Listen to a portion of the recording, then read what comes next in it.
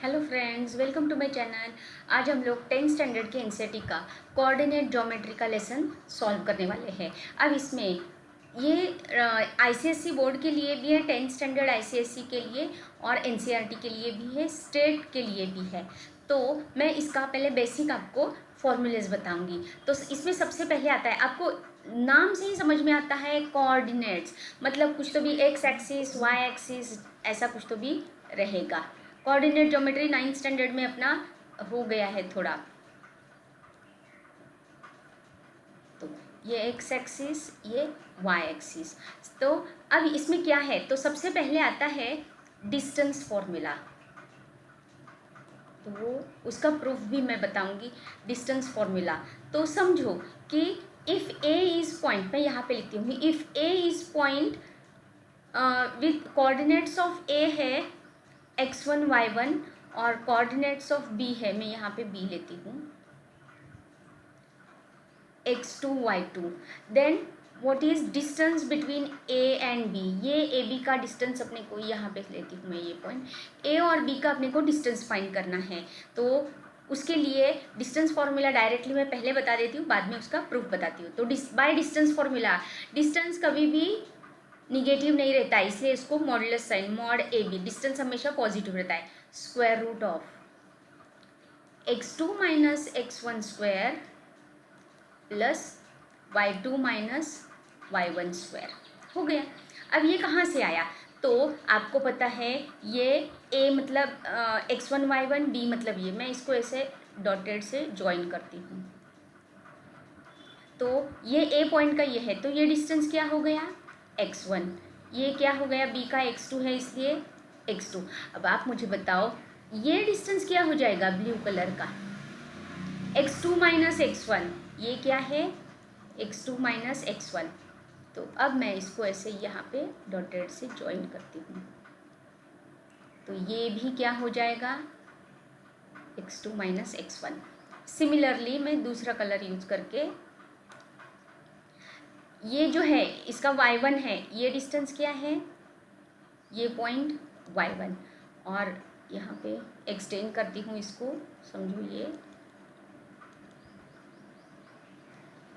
तो ये डिस्टेंस क्या होगा, मतलब ये y2 ये y2 है और ये y1 है, y2 माइनस y1। अब आपको ये राइट एंगल ट्रायंगल दिख रहा है, इसको मैं C पॉइंट नाम देती हूँ। ये राइट एंगल ट्रायंगल है जिसमें AC डिस्टेंस क्या है x2 minus x1, BC distance क्या है y2 माइनस y1।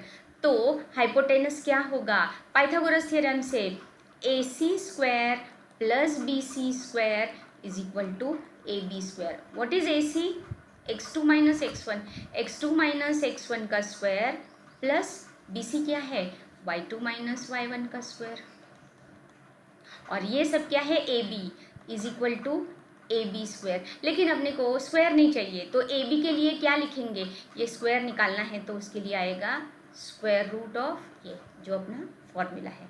समझ में आया प्रूफ, बिल्कुल सिंपल है। आपको फिगर ड्रॉ करनी है, x1 y1 पॉइंट्स लिखने हैं, फिर distance AC distance BC by Pythagoras theorem, और आपको प्रूफ नहीं आने वाला, लेकिन अगर आया पता होना चाहिए कि कैसे प्रूफ है। ये हो गया डिस्टेंस फॉर्मूला। दूसरी चीज़ मैंने इंपॉर्टेंट ये बताई है कि कभी भी डिस्टेंस कभी भी निगेटिव नहीं रहता, हमेशा पॉजिटिव ही रहता है। अब दूसरा है सेक्शन फॉर्मूला और फिर mid point formula. What is section formula, पहला डिस्टेंस फॉर्मूला तो हो गया। अब अगर समझो कि ये A और ये B पॉइंट है, मैं पर्पजली स्लांट वाली लाइन निकालती हूँ, हॉरिजॉन्टल भी चलती है।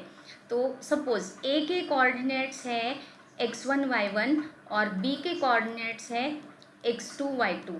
Suppose point P, if point P divides the line segment joining AB in m1:m2 ratio, ये जो P पॉइंट है ये लाइन को m1:m2 में डिवाइड कर रहा है।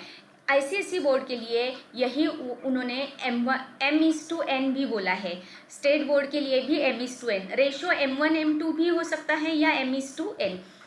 CBSE के लिए NCERT में M1:M2 है, ICSE में M:N है. तो if this point P divides the line segment joining AB in M1:M2 ratio, then coordinates of point P, ये P के coordinates निकालने के लिए जो फॉर्मूला है उसके लिए बोलेंगे section formula. This point P, मैं इसको लिख सकती हूँ capital X Y. The coordinates of point P is given by, अब X के लिए आपको याद कैसे रखना है, M1:X2 क्रॉस में, तो और M2:X1 प्लस M1:X2. देखो 1 के साथ M2 के साथ X1 है, M1 के साथ X2 है. M2:X1 plus M1:X2 upon M1 plus M2, ये है X कोऑर्डिनेट. तो Y के लिए बिल्कुल सेम होगा क्या, M2Y1 plus M1Y2 upon M1 plus M2. और अगर आप ICSE बोर्ड के लिए है तो मैं रेड कलर में, उसके लिए रहता है MX1 plus NX2, sorry M:N में, ये M:N रेशो है, तो MX2 plus NX1 upon M plus N. उसमें भी क्रॉस सेम, बस M1 के लिए और M2 के लिए उन्होंने MN यूज़ किया है.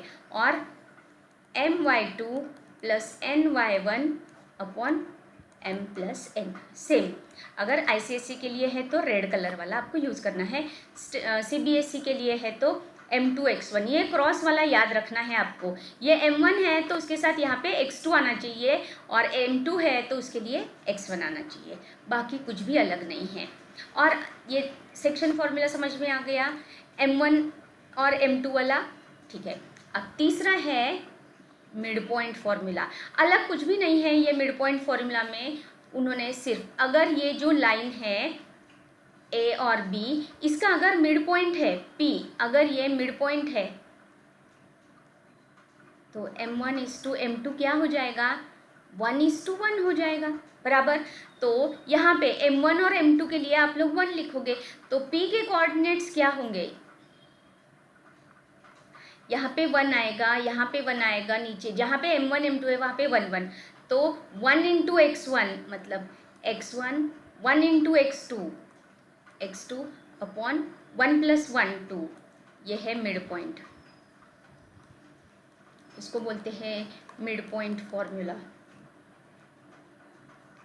तो X1 plus X2 upon 2 X coordinate, और Y1 plus Y2 upon 2 Y coordinate. किसका, ये P अगर मिड पॉइंट है, if P is midpoint of line segment joining A and B, then coordinates of P are given by x1 plus x2 upon 2 and y1 plus y2 upon 2. अब इसके साथ एक और important point मैं बताऊंगी जो problem में आने वाला है, वो ये है, अगर पॉइंट एक्स एक्सिस पे है, ये मैंने एक्स एक्सिस निकाला, जब भी पॉइंट एक्स एक्सिस पे रहता है तो उसका वाई कोऑर्डिनेट 0 रहता है. तो ये पॉइंट अगर है तो इसके कोऑर्डिनेट्स होंगे x0. और अगर समझो पॉइंट कोई भी वाई एक्सिस पे है तो इसके x कोऑर्डिनेट 0 रहता है, तो इसका 0y कोऑर्डिनेट रहता है. ये आपको बाद में प्रॉब्लम सॉल्व करते समय लगने वाला है.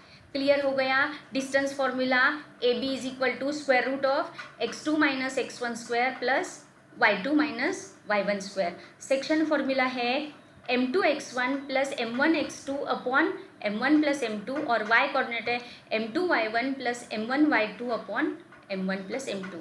और मिड पॉइंट फॉर्मूला है x1 plus x2 upon 2, y1 plus y2 upon 2. अब एक लास्ट पॉइंट रह गया है सेंट्रॉइड का, वो मैं नेक्स्ट वीडियो में जब हम लोग सेक्शन फॉर्मूले के प्रॉब्लम सॉल्व करेंगे उसमें मैं एक्सप्लेन करूँगी. अब नेक्स्ट वीडियो में हम लोग इसके प्रॉब्लम सॉल्व करेंगे. Thanks for watching my video. Thank you.